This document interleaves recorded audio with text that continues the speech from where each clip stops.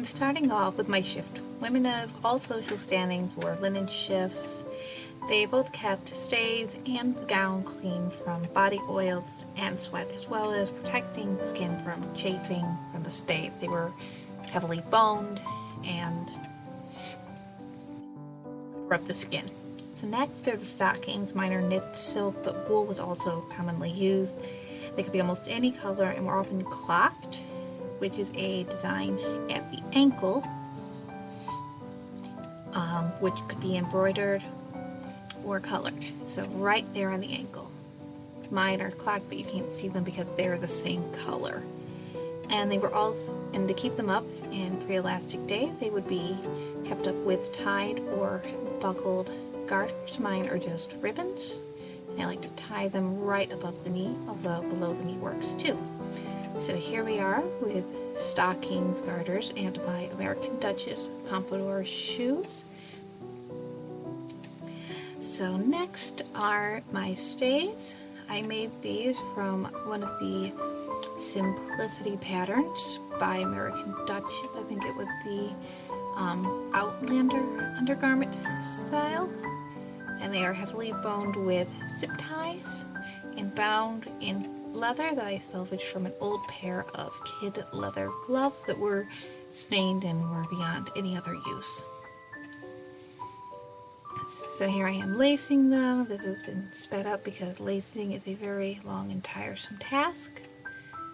So they lace with one cord in a spiral pattern rather than the more modernly used crisscross shoelace pattern that you often see in more modern corsets. So they create a very conical, straight-sided, uncurved shape to the body.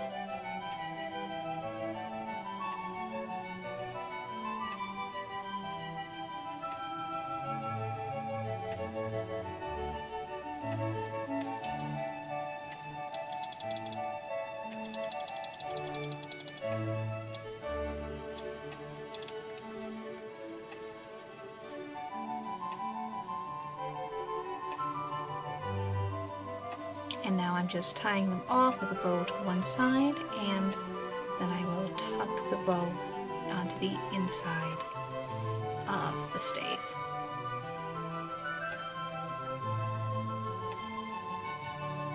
Front and back. And here's a close-up. They lace in the back as well as the front, and the shoulders also lace so they are adjustable. So now I've got a petticoat. This one is just a plain cream-colored linen. Petticoats in the 18th century tied like two aprons.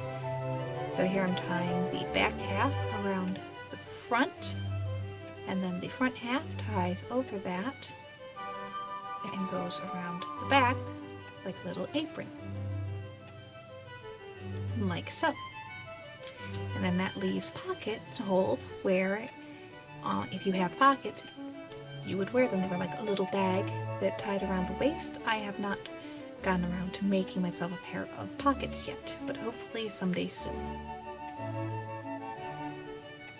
And now I've got my panniers, which are apparently very tangled. There we go. And these give that wide hipped shape that you see in the typical Marie Antoinette style gowns. And then they tie at the front and back at the bottom just so they don't, flop all over the place. They look like little covered wagons.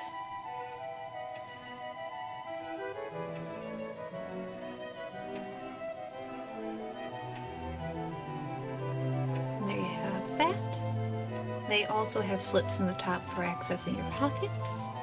And over those will go another petticoat. This one is plain white, and I made it out of my grandmother's tablecloth. And it goes on exactly the same way as the first petticoat, which is like an apron. You tie the back half around the front, like a backwards apron, and the front half ties around the back like a regular apron.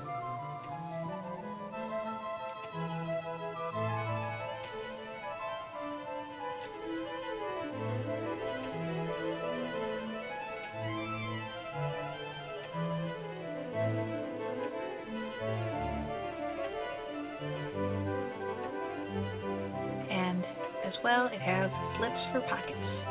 And now we finally have reached the fashion petticoat, which is made out of the same brocade as the gown, which was the second petticoat was my grandmother's tablecloth. This was my grandmother's curtains. And it is again the same as the first two petticoats, tying like an apron around the front and around the back with slits to access pockets. They're very adjustable. And as you've probably noticed, there are a lot of things that are tied in the 18th century. Lots of tying going on.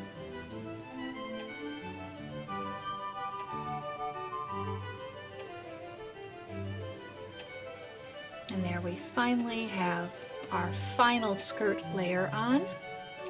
And now the stomacher, which is a triangular piece of fabric, boned and decorated, that would fill in the front opening of the gown.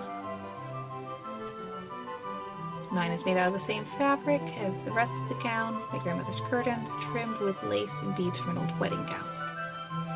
And finally, the gown, the robe à la française itself. So it's got the deep watteau pleats or sack back that cascades from the shoulders down. And on the inside, it ties to keep it tight to the body on the inside with ties, some of them also laced like corsets.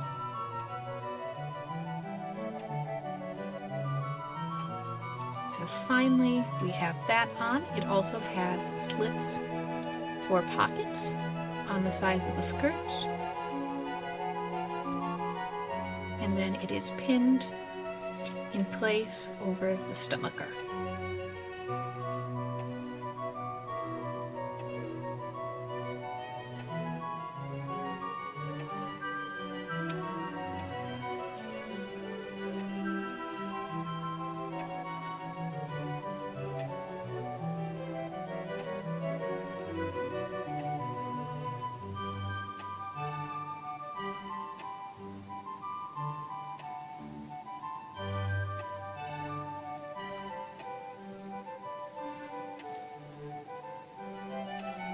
Just a couple more pins. I like to do a pin at the top and a pin at the bottom on each side of the stomacher.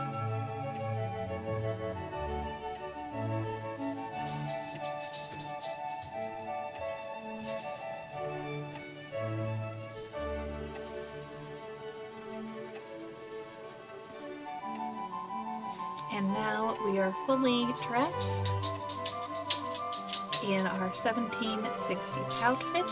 Thank you for watching. All the patterns I've used will be written in the description. And thank you for watching, and we will be posting more historical sewing and costuming content sometime in the future. Goodbye.